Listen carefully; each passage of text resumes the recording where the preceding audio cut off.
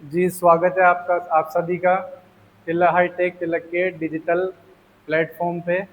तो आज मैं आपके लिए लेकर आया हूँ एक बिल्कुल इजी सा मैथ का टॉपिक, वर्त आलेख पाई चार्ट, जो बिल्कुल इजी टॉपिक है और बहुत ही छोटा टॉपिक है, लेकिन बहुत ही इम्पोर्टेंट टॉपिक है। सेकेंडरी लेवल के एग्ज़ाम सेकेंडरी लेवल के एग्ज़ाम से लेकर कम्पिटिटिव एग्ज़ाम तक इस टॉपिक के प्रश्न पूछे जाते हैं मैथमेटिक्स के अंदर। तो हम शुरुआत करते हैं वर्तालेख पाई चार्ट की। तो आइए, पहले तो अपन ये पढ़ते हैं वर्तालेख या पाई चार्ट कहते किसे हैं, या इसकी ज़रूरत हमें क्यों पड़ती है। तो इसके लिए हम देखते हैं पहले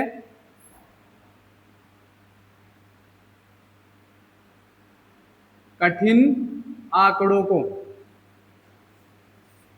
आंकड़ों मतलब डाटा। कठिन आंकड़ों को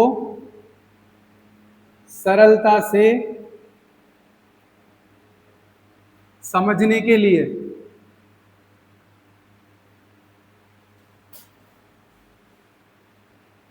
इन्हें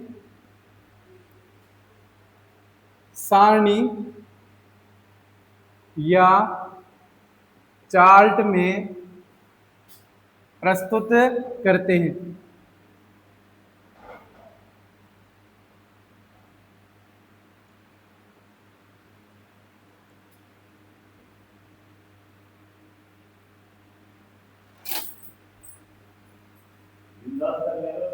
कठिन आंकड़ों को सरलता से समझने के लिए हम इन्हें सारणी या पाई चार्ट के अंदर प्रस्तुत करते हैं। सेकंड,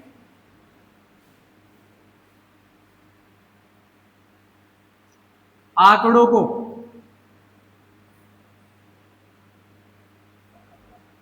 वर्त के विभिन्न भागों में आंकड़ों को वर्त के विभिन्न भागों में प्रस्तुत आंकड़ों को वर्त के विभिन्न भागों में प्रस्तुत करना वर्त आलेख या पाई चार्ट कहलाता है।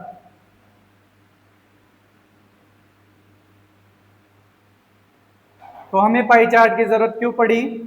कठिन आंकड़ों को, बड़े से बड़े आंकड़ों को जो है सरलता से इजी वे में समझने के लिए हम जो है उन्हें डाटा को, आंकड़ों को, बड़ी से बड़ी संख्याओं को हम सारणी या चार्ट के अंदर प्रस्तुत करते हैं। उसके बाद जब आंकड़ों को या डाटा को, संख्या को वर्त के विभिन्न भागों में प्रस्तुत किया जाता है तो उसे वर्तालेख बोलते हैं। अब वर्तालेख के अंदर दो बातें होती है। जो वर्तालेख होता है, वर्त आलेख को वर्त आलेख में आंकड़ों को एक तो प्रतिशत, प्रतिशत जब सब जानते होंगे, और डिग्री। वर्तालेख में आंकड़ों को प्रतिशत और डिग्री में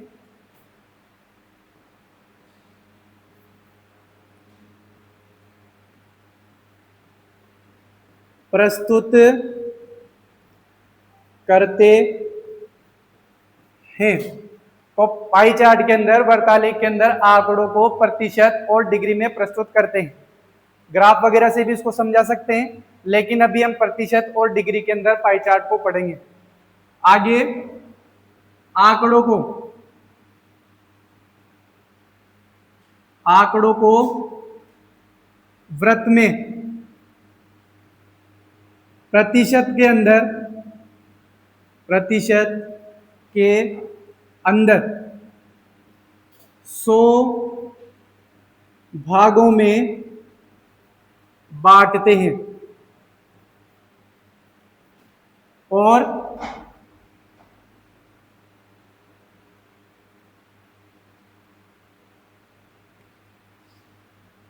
आंकड़ों को वृत्त में डिग्री के अंदर, या डिग्री में, डिग्री बोल लो,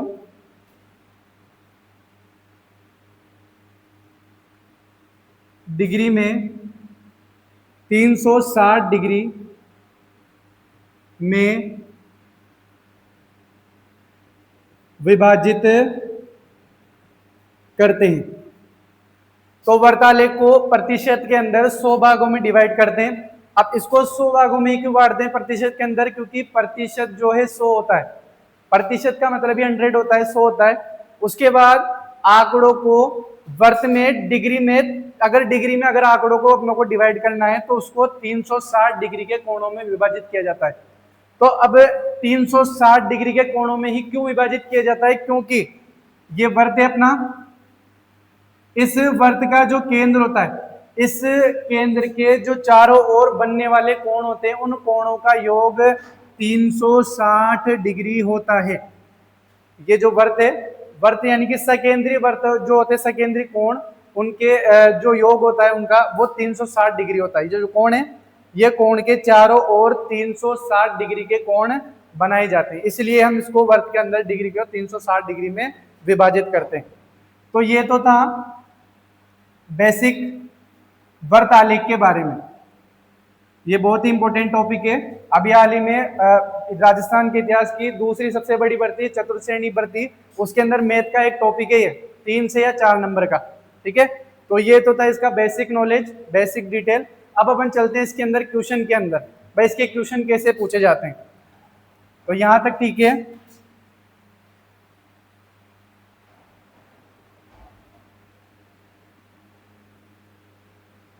किसी विद्यालय में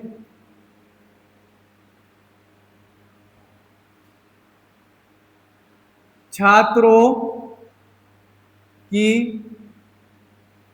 कुल संख्या बराबर 600। मान लिया कि किसी विद्यालय में, किसी स्कूल के अंदर स्टूडेंट्स नंबर 600, यानी कि स्टूडेंटों की कुल संख्या 600 है। ठीक है, अब उसके अंदर पाई चार्ट के अंदर आपको दिया हुआ है, ऐसे पाई चार्ट भी दिया जाएगा क्वेश्चन के अंदर। इस पाई चार्ट के अंदर ये 1 2 3 4, यहां तो हो गई 9th क्लास, यहां हो गई 10th क्लास, यहां हो गई 11th क्लास और यहां हो गई 12th क्लास। अब 9th क्लास के अंदर फॉर एग्जाम्पल मान लो 15% बच्चे हैं और 10th क्लास के अंदर 20% बच्चे हैं, 11th क्लास के अंदर 30% बच्चे हैं और 12th क्लास के अंदर 35% बच्चे हैं। तो ये पाई चार्ट बोलते हैं इसको। जो ये क्वेश्चन आया, इस क्वेश्चन के जो आंकड़े थे 600, जो ये संख्या थी स्टूडेंट नंबर, इसको जो है आंकड़ों के अंदर प्रस्तुत कर दिया। अब इन आंकड़ों को इस पाई चार्ट वर्तालेख के अंदर प्रस्तुत कर दिया, इसको बोलते हैं पाई चार्ट, इसको बोलते हैं पाई चार्ट या वर्तालेख। अब इसके क्वेश्चन ऐसे आएंगे कि बताइए कि छात्रों की संख्या कितनी है 9th क्लास के अंदर, छात्रों की संख्या कितनी है, स्टूडेंट की संख्या कितनी है, 10th क्लास के अंदर कितनी है, 11th क्लास के अंदर कितनी है, 12th क्लास के अंदर कितनी है, तो संख्या बताइए। तो अब हम चलते हैं आगे। 9th क्लास के अंदर बच्चों की संख्या ज्ञात करते हैं कितनी है। तो मैं यहां लिख देता हूं 9th क्लास। अब 9th क्लास के अंदर पहले तो अपनों को ये पता है, देखना है इसमें कि 15%, 9th क्लास के अंदर बच्चों की संख्या है 15%। तो अब यहां पर मैंने लिख दिया 15। अब ये जो 15% है, ये 15% जो है कितने में से है? तो 15% जो है 100 में से, 100 में से कितना प्रतिशत? 15%। तो 100 में से 15% बच्चे किसके अंदर है? 9th क्लास के अंदर, क्योंकि प्रतिशत का मतलब ही 100 होता है। तो ओवरऑल बच्चे 100% है, तो 100% में से 50% बच्चे जो है 9th क्लास के अंदर है। अब 9th क्लास के अंदर अब टोटल बच्चों की संख्या कितनी है? 600। तो मैं इसको गुणा कर दूंगा 600 से। तो यहां तक बात समझ में आई आपको कि 15% बच्चे थे, तो 15/100, 100 में से 15%, और छात्रों की संख्या हो गई 600। ठीक है, यहां से 1 2 1 2, 2 0 से 2 0 क्रॉस हो गई, कट गई। ठीक है, अब यहां पर बचा मेरे पास 6, यहां पर बचा 15, 15 गुणा 6, 15 गुणा 6, तो 15 6 की 90, 15 6 की 90। तो यहां पर 9th क्लास के अंदर छात्रों की संख्या हो गई 90। यानी कि छात्र जो है 9th क्लास के अंदर 90 छात्रों की संख्या है। अब अपन चलते हैं आगे 10th क्लास के अंदर। 10th क्लास, अब 10th क्लास के अंदर जो है छात्रों की संख्या का प्रतिशत दे रखा है 20%। कितना प्रतिशत? 20%। 20% का मतलब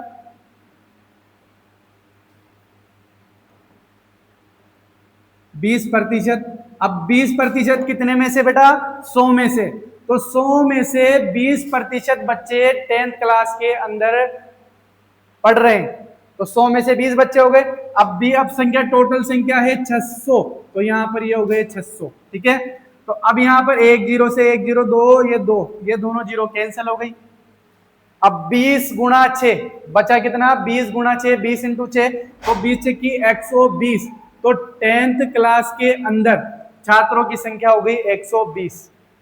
ठीक है, 9th क्लास की हो गई, 10th क्लास की हो गई। अब इसके बाद जो है अपन चलते हैं 11th क्लास की तरफ। यहां पर 11th क्लास, अब 11th क्लास के अंदर जो है बच्चों का प्रतिशत है 30, यानी कि 11th क्लास के अंदर 100 में से 30% बच्चे, 100 में से 30% बच्चे 11th क्लास के अंदर हैं। तो 11th क्लास के अंदर है तो गुणा 600। अब यहाँ पर 1 2 1 2 कट गए बेटा, तो 30 गुणा 6, यहाँ पर बचे 30 गुणा 6, तो 30 गुणा 6 का मतलब हो गया 6 3 18 180, यानी कि 180 बच्चे किसके अंदर हैं? 11th क्लास के अंदर। तो 3 सब्जेक्ट निकल गए, 3 क्लासों का हमारे पास स्टूडेंट नंबर आ गया। अब लास्ट क्लास अपने पास बचती है 12th। तो 12th क्लास के बच्चों को भी अपन निकाल लेते हैं कि कितने बच्चे हैं। आओ पता लगाते हैं कितने बच्चे हैं। तो देखो 12th क्लास का प्रतिशत दे रखा है अपनों को यहाँ पर 35%। अब 35% कितने में से बेटा? 100 में से। कितने में से? 100 में से। तो 100 में से 35% बच्चे 12th क्लास के अंदर है। अब 12th क्लास के अंदर है तो यहाँ पर हो गया 600। ठीक है, 600 हो गया, तो 1 2 1 2, यहां पर बच गया 35 गुणा 6। 35 गुणा 6, तो 35 सिक्के होते हैं बेटा 210। तो यहां पर 12th क्लास के अंदर बच्चों की संख्या आ गई 210। अब ये ऐसे क्वेश्चन पूछता है, बिल्कुल इजी। ठीक है, तो ये इसमें से या तो पूरे का पूछ लेगा कि आप बताइए कि केवल उसके मूड पे डिपेंड करता है, 9th क्लास की पूछ लेगा या 10th क्लास की पूछ लेगा या चारों की ही पूछ लेगा, या ये पूछ लेगा कि 9th क्लास के अंदर कितने बच्चे हैं या सबसे ज्यादा बच्चे किस क्लास के अंदर, तो फिर आपको पूरा निकालना पड़ेगा। ठीक है, तो ये प्रतिशत का था। अब इसी को जो है उल्टा करके भी पूछ सकता है, आपको जो है छात्रों की संख्या दे सकता है और छात्रों की संख्या देके आपको पूछ सकता है कि बताओ इनका प्रतिशत कितना है। फॉर एग्जाम्पल जैसे मैं इसी की बात करूं, मान लो कि 9th क्लास के अंदर 90 बच्चे हैं। 9th के अंदर 9th क्लास बच्चे कितने हैं? 90। अब इसको बोल देगा कि आप इसका प्रतिशत बताओ कि कितने प्रतिशत बच्चे हैं 9th क्लास के अंदर। तो वही बेटा 90 में से कितने में से है? 90। अब 90 यहाँ पर 100 में से नहीं आएगा, क्योंकि ये प्रतिशत अपनों को इसको प्रतिशत में कन्वर्ट करना है। तो प्रतिशत में कन्वर्ट करना है तो इसको पहले अपनों को पहले टोटल कितने हैं? 600 बच्चे। तो 600 में से 90 बच्चे 9th क्लास के अंदर है। टीचर एग्जाम होता है, एग्जाम में से जो अपना फुल मार्क्स होता है, जैसे बच्चों के नंबर आते हैं फर्स्ट वगैरह टेस्ट में, 10 में से अब जैसे मान लो कोई भी अगर 8 नंबर आते हैं किसी बच्चे के, तो टीचर उसको नंबर देता है 10 में से 8। तो नीचे 10 लिखता है फिर 8 लिखता है, मतलब मैक्सिमम मार्क्स 10 हैं और उसमें से कितने नंबर आए? 8। तो वैसे ही मैक्सिमम संख्या कितनी है? 600। मैक्सिमम संख्या 600। अब 600 में से कितने बच्चे? 90 बच्चे जो है 9th क्लास के अंदर है। अब इसको प्रतिशत बनाने के लिए इसको हम करेंगे 100 से गुणा। अब इसको जब 100 से गुणा किया तो वही 1 2 1 2, 0 से 0 कट गई। अब यहाँ पर 6 और 90, तो काटने का तरीका है जितनी संख्या का जितने का भाग नीचे जाता है उसी संख्या का सेम संख्या का भाग ऊपर भी जाना चाहिए। तो देखो दोनों संख्याओं में 2 का भाग जा रहा है, या मान लो 3 का भाग जा रहा है डायरेक्ट, तो 3 दूनी 6। अब ऊपर भी हम लोग को 3 का भाग देना पड़ेगा, 3 तरी 9, 3 तरी 9। तो यहाँ पर अब 2 में देखो 30 का भाग जा रहा है, तो 2 बटा 30 बटा 2 बराबर होता है 15। तो देखो 15%। देखो देखा वही आ रहा है क्या? पहले वाला 9th क्लास में 15% थे, यहाँ पर भी 9th क्लास में प्रतिशत आ गया, मतलब प्रतिशत संख्या निकल गई और संख्या से हमने वापस क्या निकाल लिया? प्रतिशत। वैसे फॉर एग्जाम्पल एक एक और देख लेते हैं अपन, एक काम करते हैं 10th क्लास का देख लेते हैं। 10th क्लास के अंदर बच्चों की संख्या थी 120, ये यहाँ पर 10th क्लास हो गई। अब 10th क्लास के अंदर बच्चों की संख्या है 120। अब हमें यहाँ पर ज्ञात करना है कि इसके प्रतिशत कितना है। भाई 10th क्लास के अंदर बच्चों का प्रतिशत क्या है, तो बच्चों का प्रतिशत क्या होगा 10th क्लास के अंदर, तो अपन देखते हैं। तो बच्चों का प्रतिशत देखने के लिए पहले बच्चे कितने हैं 120। अब 120 बच्चे हैं, अब 120 बच्चे कितने में से हैं, 120 बच्चे हैं 600 में से, तो यहाँ पर मैं लिख दूंगा 600। अब प्रतिशत बनाना है तो इसको 100 से गुणा कर देंगे। अब 100 से जब इसको गुणा कर दिया तो एक जीरो से एक जीरो कट गई, एक जीरो से यानी कि दो जीरो से नीचे की दोनों जीरो कट गई, ठीक है। अब यहाँ पर बचा मेरे पास 6 और 120।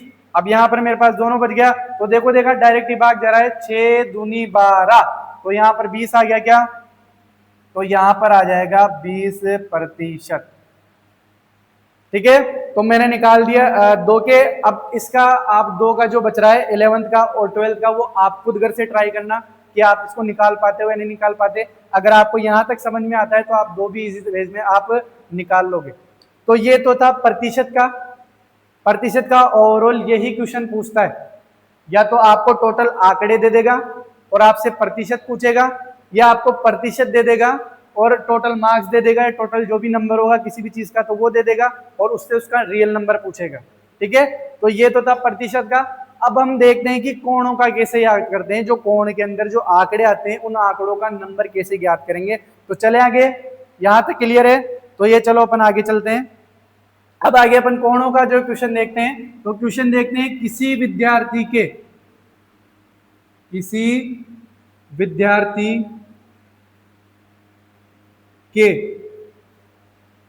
720 में से, यानी कि बेटा उसका पूर्णांक कितना है 720, 720 में से निम्न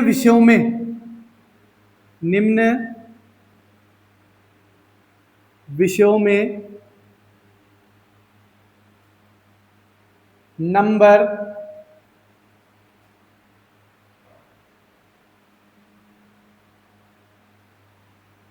पाई चार्ट में दर्शाए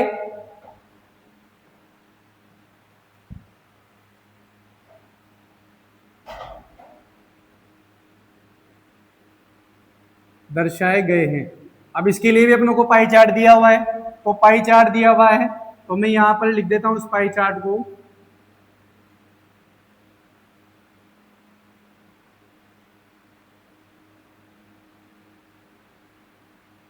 नब्बे डिग्री,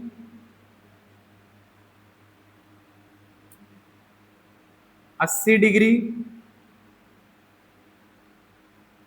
55 डिग्री, 65 डिग्री और 70 डिग्री। 55, 65, 70, 80, 90।